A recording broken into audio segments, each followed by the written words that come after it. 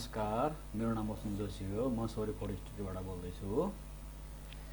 आजको टपिक छ यो फोटोलाई ब्याकग्राउन्ड चेन्ज गर्ने। ब्याकग्राउन्ड चेन्ज गरेर यो फोटो फेसलाई पनि क्लियर गर्ने। अब म यसलाई ब्याकग्राउन्ड चेन्ज गर्दा जाँदैछु, हेर्दै गर्नुहोस्। यसलाई मैले कन्ट्रोल जे गरेँ अनि त्यसपछिबाट यहाँबाट गएर एउटा चाहिँ लेयर लिए। अब यसलाई मैले के गर्छु भनेपछि यहाँबाट गएर पहेँलो यो यसलाई लिइदिन्छु यसरी, अनि अल्ट ट्याब गरेर पहेँलो राखिदिन्छु अनि यसलाई तानेर बिचमा ल्याइदिन्छु, यहाँनिर बिचमा। अब यतिकैमा यसलाई मैले अब यो ब्याकग्राउन्ड फाल्ने ब्याकग्राउन्ड इरेजर टुल भन्ने छ। इरेजर टुलको मुनिबाटको ब्याकग्राउन्ड इरेजर टुल, यसलाई मैले लिएँ। यसलाई यहाँ माथिबाट यो छ नि, यसबाट गरेर यो चाहिँ पहिलो भयो स्याम्पलिङ कन्टिन्युस भन्ने छ। यो दोस्रोमा चाहिँ स्याम्पलिङ अन्स भन्नेमा यसमा मैले उ गरेँ। टलरेन्समा 50% यो ठिकै छ। यसलाई चाहिँ घटाए घट्छ, बढाए बढ्छ। तर मैले यसलाई 85 मा लिन्छु।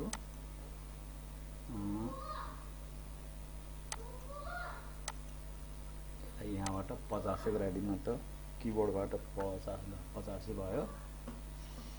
अनि यहाँबाट मैले लिएँ अनि यसलाई माथि सिलेक्ट गरेर माथिल्लो फोटोमा सिलेक्ट गर्दै अनि त्यसपछि गएर यसलाई गरेर यहाँबाट आएर यसलाई हार्डनेस गराइदिन्छु।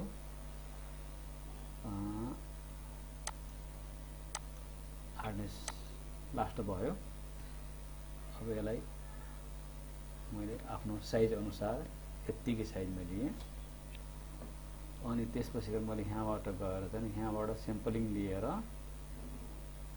यहाँबाट यसरी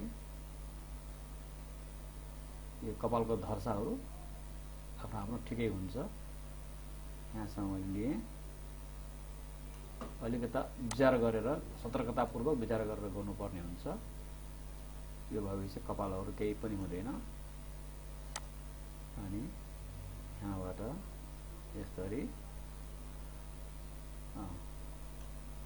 यो कपाल एकैवासी छुट्यो, केही समस्या हुँदैन कपाललाई। कपाल जस्ताको तस्तै आउँछ। अब के गर्ने भनेपछि अब यसलाई यतिकैमै रहन दिएर यहाँनिर चाहिँ यो म्याजिक वार टुल भन्ने हुन्छ, यसमा लिने अनि यसको पर्सेन्ट चाहिँ अलिकता बढाउने 35 गरौँ अनि यहाँबाट यसलाई चाहिँ यसमा लिएर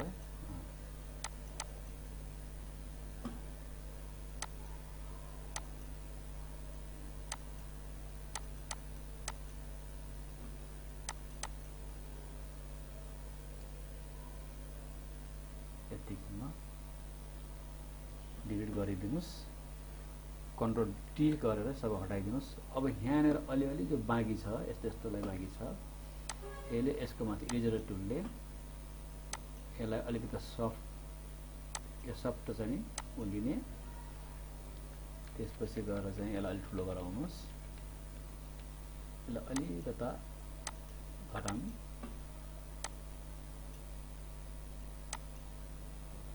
हन्ड्रेडिङमै राख्नु केही फरक पर्दैन। यो अलिकति मिलाएर यहाँतिर कटिङ गर्ने, फालिदिने, यो फालिदिने, यहाँनिर चाहिँ अलिकति यसलाई फालिदिने, केही फरक पर्दैन। यतिकैमा ठिक छ। ल, यतिकै भइसकेपछि यो ठिक भयो। अब ब्याकग्राउन्ड यसलाई सिलेक्ट गरेर तपाईँले कन्ट्रोल यु गरेर कलर चेक गर्न सक्नुहुन्छ। अब ब्याकग्राउन्ड चेन्ज भएको जुनसुकै कलरमा पनि राख्न सक्नुहुन्छ। यतिकै कलरमा राख्न सक्नुहुन्छ। यतिकैमा जुन कलर तपाईँलाई मनपर्छ त्यही कलरमा तपाईँले राख्न सक्नुहुन्छ। यसलाई मैले नो गर्दै अब यसलाई मैले सिन हाल्छु। सिन यहाँबाट गएर म सिनमा जान्छु। सिन भनेपछि मैले डी मा सिन भनेर राखेको छु। यसलाई मैले सिन चाहिँ हेर्दै जानु कुन चाहिँ राम्रो देखिन्छ, कुन राम्रो देखिन्छ त्यसैमा राखौँला।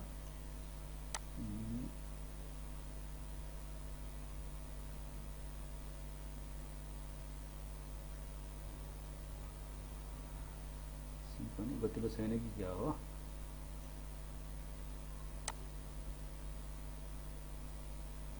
यसले राम्रो सिन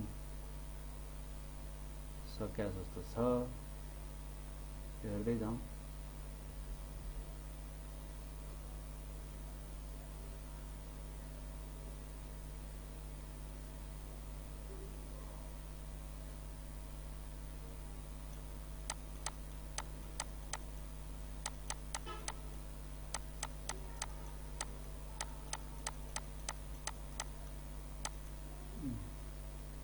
मैले खोजेको सिन छैन त।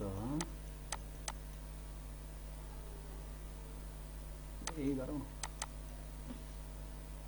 ए सिन राखिन्छ के भयो त, जुन राख्यो नि त भयो, सिनै राखिन्छ त हो। यसलाई यहाँबाट तानेर मैले यसरी राखेँ अनि यसलाई यस्तै गराएँ। यसलाई चाहिँ अब यसरी तानेर सट्टै ल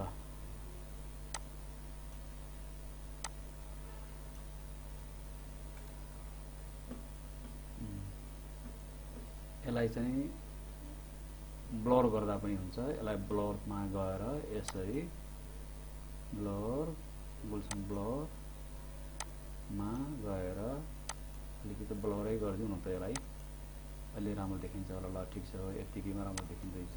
ल ठिक छ, यतिमा ठिक छ। ओके ओके भयो। अब यसलाई कस्टमरलाई दिन पर्यो, ग्राहकलाई दिन पर्यो भने चाहिँ कुन साइजमा दिने। अब 8/12 मा यसलाई 1300 भयो हुनाले यसलाई 12 वेटमा 12 गरौँ अनि यसलाई 8 गरौँ। यसलाई चाहिँ 300 गराइदियो अनि यसलाई क्रप गरौँ। ल जा क्रप भयो। यो 8/12 को फ्रेममा फिट खाने गरी साइज बन्यो। 8/12 मा फिट खाने गरी साइज बन्यो। अब यो फोटो फेस जो छ नि अलिकता, ल अलिकति क्लियर गरौँ है त। ल अलिकति क्लियर गर्नको लागि के गर्नुपर्छ भने हल्का कन्ट्रोल एम गरेर, अनि यो भएन क्यान्सल, यो यसमा आएर कन्ट्रोल एम गरेर कता सेतो गराइदिउँ।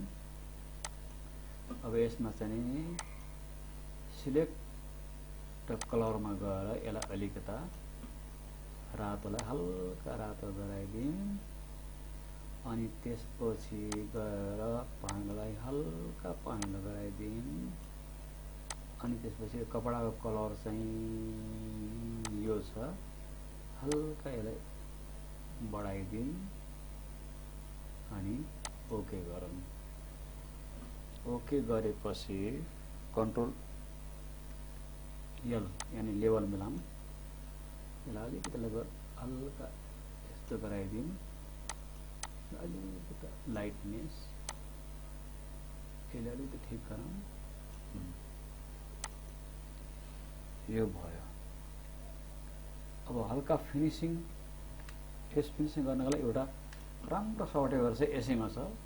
फिल्टरमा गएर यो इमेज नोमिकमा गएर पोर्ट्रेट भन्ने एउटा छ, पोर्ट्रेटमा गयौँ भने यसलाई डिफल्टलाई कस्टममा ल्याऊँ।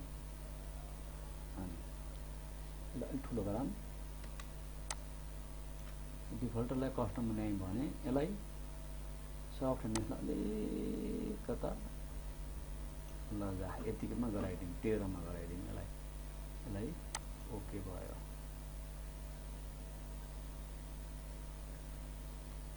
ल यो ब्याकग्राउन्ड चेन्ज फोटो कस्तो लाग्यो हेर्दै जानुस्, सिक्दै जानुस्। मन पर्यो भने सब्स्क्राइब गरिदिनु होला, कस्तो लाग्छ कमेन्ट गरिदिनु होला। अरू सुझाव मैले केही दिनु पर्ने छ भने सोध्नु होला कमेन्टमा। अब यसलाई मैले अब यो गरेर ग्रुपमा जान्छु। अनि पहिला यस्तो थियो, अहिले आएर यस्तो भयो। पहिला यस्तो थियो, अहिले आएर यस्तो भयो। ल अब आजको टपिक यतिकैमा, फेरि अर्को पटक भेटौँला।